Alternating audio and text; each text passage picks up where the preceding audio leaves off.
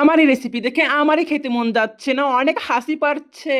চলো চলো তোমাদেরকে বলা যাক আমি একে আজব খাবার বানিয়ে নিয়েছিলাম বাড়িতে। হ্যাঁ, আমার পেঁয়াজি খেতে অনেক মন গেছিল, তো তার জন্য আমি পেঁয়াজগুলোকে মেলায় অনেকগুলোকে কেটে নিয়েছিলাম। পেঁয়াজিতে শুকনো মরিচ এবং গুঁড়া মরিচ অনেক কিছু দিয়েছিলাম, তোমরা দেখতে পাচ্ছ। অত কিছু নাম জানি না বাবা, আর কি কি দিতে হয় সেটাও জানি না, আমি আন্দাজে করছি। এবং আমি একটা গুপ্ত করা কথা বলবো, এখান থেকে আমি সুটাও দিয়েছি এবং মশলা বাটাও দিয়েছি, অনেক কিছু দিয়েছি। বলছি না কি কি দিতে হয় আমি সেটা জানি না, আমি আন্দাজে সবকিছু দিয়ে নিয়েছি। দিয়ে যেমন ভালো করে মাখতে হয় তেমন মাখছিলাম আমি ভালো করে মেখে টেকে। আমি দেখো আমার বাটারটা তৈরি হয়ে গেছিল, আর আমি কড়াইয়ে তেল দিয়ে নিয়েছিলাম। কড়াইয়ের তেলটা গরম হয়ে আসলে আমি যেমন করে পেঁয়াজি দেয়, মানে শেপটা কেমন যেমন করে করে তেমন করে আমি করার চেষ্টা করেছি। তো জানি না কতটুকু হয়েছে, তোমরা বলো কেমন হয়েছে। পেঁয়াজি গুলো ভালো করে দিয়ে নেওয়ার পরে আমি পেঁয়াজি গুলো যেমন করে উল্টাই, হ্যাঁ, তো আমি অনেকবার ভালো করে উল্টানোর চেষ্টা করেছি, কিন্তু আমি একবারও পারিনি। এই দেখো এরকম করে ভেঙে ভেঙে যাচ্ছিল, তো আমি পারছিলাম না। আর আমার পেঁয়াজি দেখে আমারই অনেক বেশি হাসি পেয়েছে, জানো না? তাই দেখো কালো হয়ে গেছে, একদম পুড়ে গেছে। পুরা পেঁয়াজি দেখে আমারই অনেক হাসি পাচ্ছিল, কিন্তু যাই হোক না কেন, আমি যেহেতু পেঁয়াজি গুলো বানাচ্ছি তো আমাকেই তো খেতে হবে, তাই না? তো চলো, তো যাই হোক না কেন, চলো খাওয়া যাক। পেঁয়াজি গুলো তো দেখে কেমন লাগছিল, তো ফাইনালি আমার পেঁয়াজি বানা শেষ। এবার চলো খাওয়ার পালা, খেয়ে বলি তোমাদের কেমন হয়েছে। তো ফাইনালি আমি পেঁয়াজি গুলো খেয়ে নিয়েছি, আর খাওয়ার পর আমার কোনো কিছু বলার নেই। আর আমার মুখ দেখেই বুঝতে পারছো পেঁয়াজি গুলো খেতে কেমন হয়েছে।